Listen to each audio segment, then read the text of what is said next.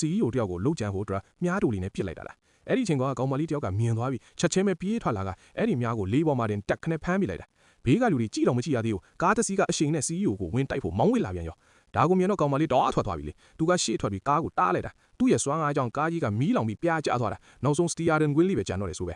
ကားမောင်းတဲ့လူမိုက်လဲမာတော့လူနဲ့တွေ့တာမဟုတ်တော့ဘူးတရေနဲ့တွေ့တာနေမှာဆိုပြီးကြောက်လုံးကိုထွန်ပြေးရော